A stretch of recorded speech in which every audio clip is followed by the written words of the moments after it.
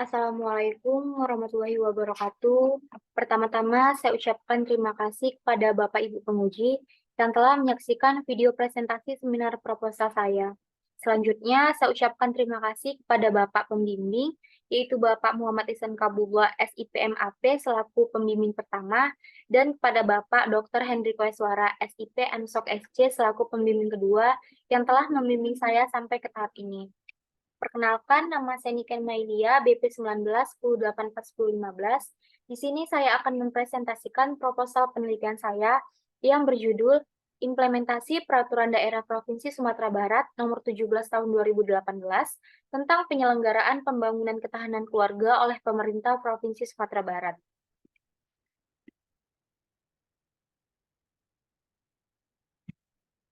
Yang pertama yaitu bab 1 yang terdiri dari latar belakang masalah, rumusan masalah, tujuan penelitian, manfaat penelitian. Latar belakang. Ketahanan keluarga merupakan salah satu isu pembangunan nasional. Kekuatan nasional berakar pada unsur keluarga sebagai komunitas terkecil dalam masyarakat. Pembangunan ketahanan keluarga adalah upaya komprehensif, berkesinambungan, koordinatif, dan optimal secara berkelanjutan dalam menciptakan, mengoptimalkan keuletan dan ketangguhan keluarga untuk berkembang guna hidup harmonis dalam meningkatkan kesejahteraan kebahagiaan lahir dan batin. Eksistensi keluarga dihadapkan pada berbagai ancaman yang muncul dari berbagai dampak proses perubahan sosial yang cepat dan tak terhindarkan. Banyak keluarga yang mengalami permasalahan sosial seperti perceraian, kekerasan dalam rumah tangga, anak terlantar, kasus kenakalan remaja, kriminalitas, pengangguran, ekonomi keluarga yang tidak bisa terpenuhi, termasuk beban keluarga yang memiliki banyak anak. Pada saat ini, penduduk Indonesia berimplikasi secara langsung pada kondisi masyarakat. Pada 3 tahun terakhir, penduduk Indonesia mengalami peningkatan dari tahun 2020 sampai tahun 2022. Ketidakseimbangan antara pertumbuhan penduduk dengan sumber daya yang tersedia melemahkan kualitas keluarga sebagai pilar pembangunan nasional. Berdasarkan Badan Pusat Statistik Nasional menyebutkan, angka perceraian di Indonesia mengalami fluktuasi. Jumlah kasus perceraian di tanah air sebanyak 447.743 kasus pada tahun 2021, lebih dari 53,50% dari tahun 2020 yang mencapai 291.677 kasus. Perceraian yang terjadi disebabkan oleh beberapa faktor, yaitu perselisihan dan pertengkaran dalam hubungan sebanyak 279.205 kasus. Masalah ekonomi sebanyak 113.343 kasus, dan lainnya sebanyak 55.195 kasus. Terkait hal ini, hanya untuk orang beragama Islam, belum termasuk agama lainnya.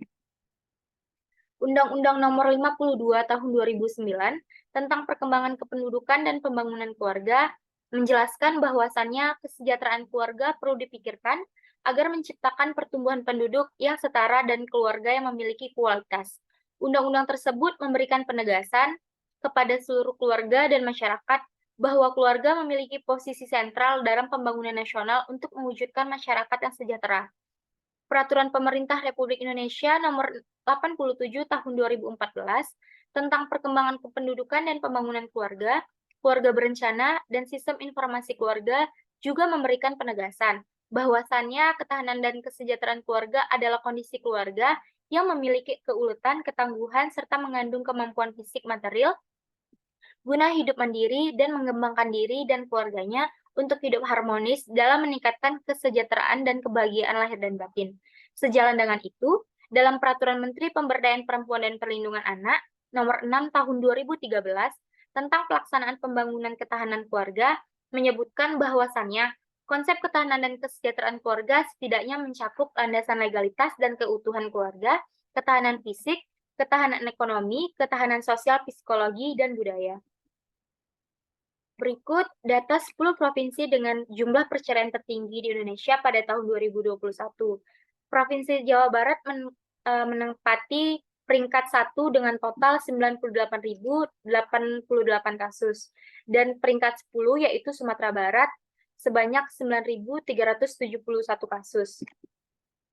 Alasan pemilihan lokus penelitian, karena Provinsi Sumatera Barat masuk ke dalam urutan 10 dengan jumlah perceraian tertinggi di Indonesia dengan kasus sebanyak 9.370 kasus perceraian. Selain itu, masih tingginya jumlah permasalahan sosial yang ada di Provinsi Sumatera Barat yang berjumlah 700.474 permasalahan sosial. Berikut data perceraian di Sumatera Barat pada tahun 2019 sampai tahun 2021.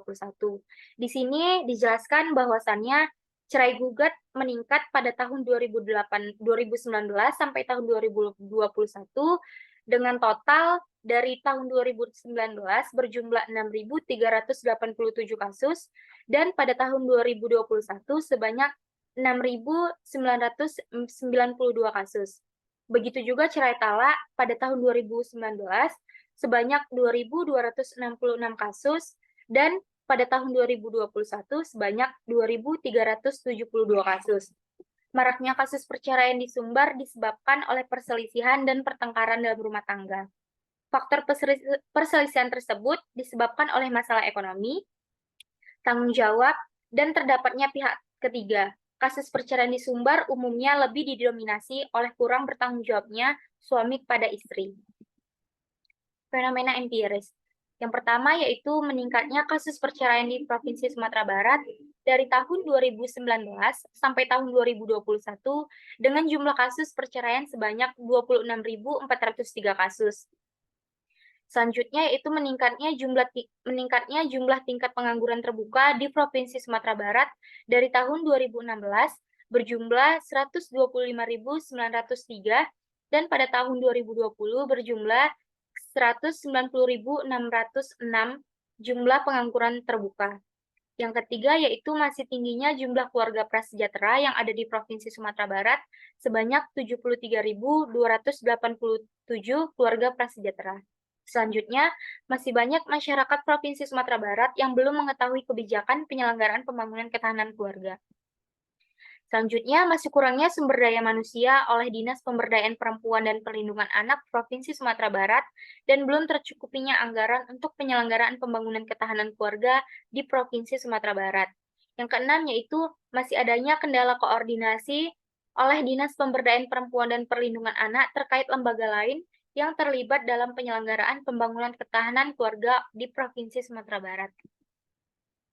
Rumusan masalah penelitian ini yaitu untuk melihat bagaimana implementasi kebijakan peraturan daerah Provinsi Sumatera Barat nomor 17 tahun 2018 tentang penyelenggaraan pembangunan ketahanan keluarga oleh pemerintah Provinsi Sumatera Barat.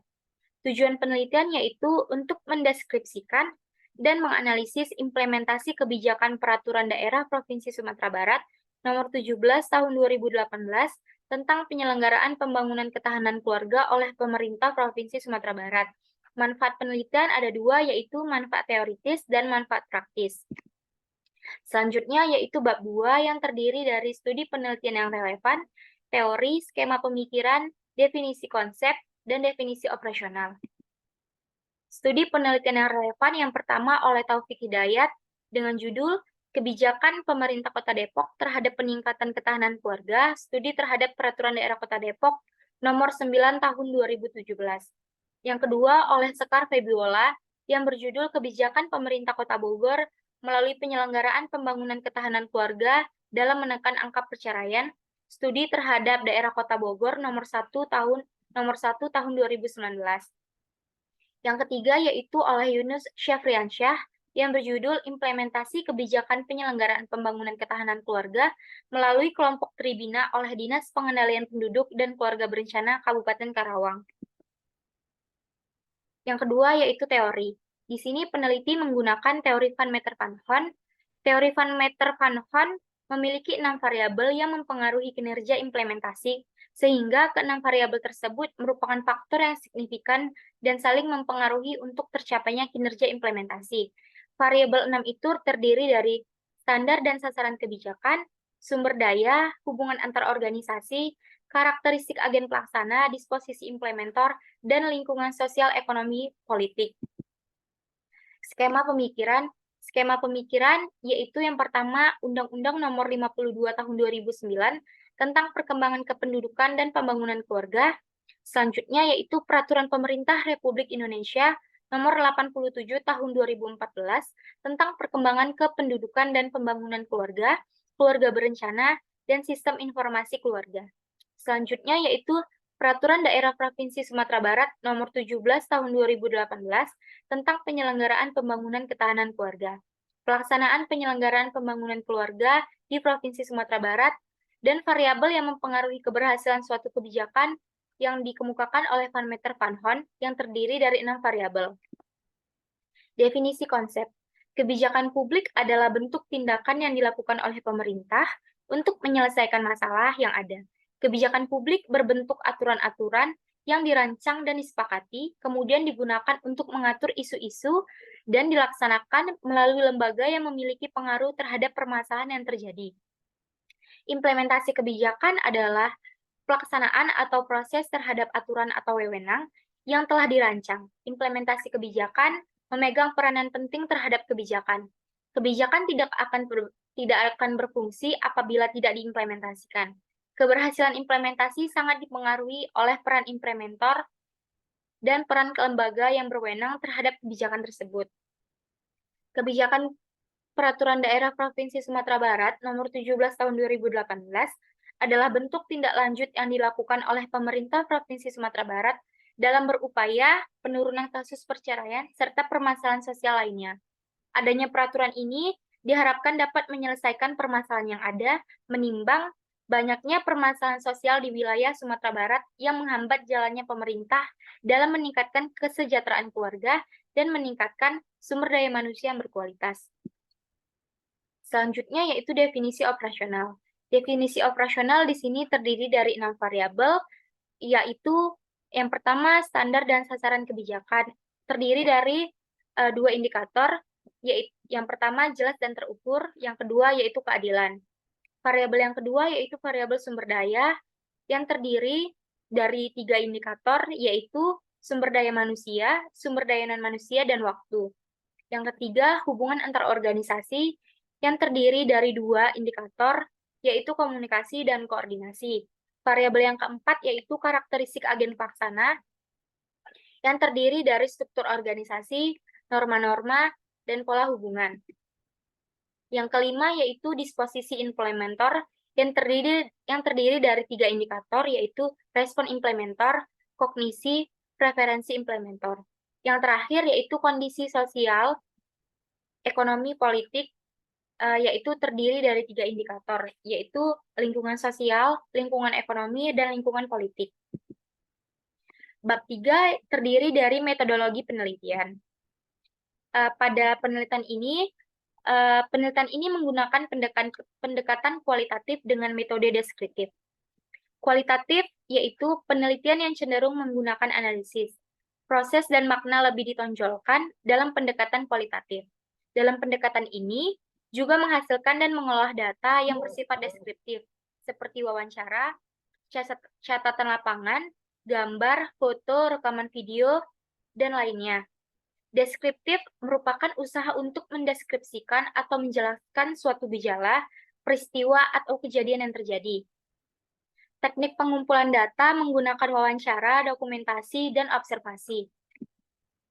Teknik pemilihan dalam penelitian ini yaitu menggunakan teknik pemilihan informan dengan purposive sampling. Peranan peneliti di sini sebagai instrumen utama. Selanjutnya yaitu proses penelitian.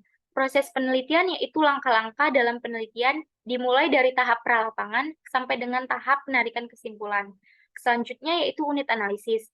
Unit analisis dalam penelitian ini yaitu kelompok yang terdiri dari Dinas Pemberdayaan Perempuan dan Perlindungan Anak, Dinas Sosial, BKKBN, Tim Pembina Ketahanan Keluarga Daerah, Dinas Pendidikan, dan TPPKK. Teknik analisis data. Dalam penelitian ini, teknik analisis data menggunakan tahap pengumpulan data, reduksi data, penyajian data, penarikan kesimpulan verifikasi. Selanjutnya yaitu teknik keabsahan data. Teknik keabsahan data yaitu menggunakan triangulasi sumber. Baiklah, itu dia presentasi proposal penelitian saya. Lebih dari kurang saya mohon maaf.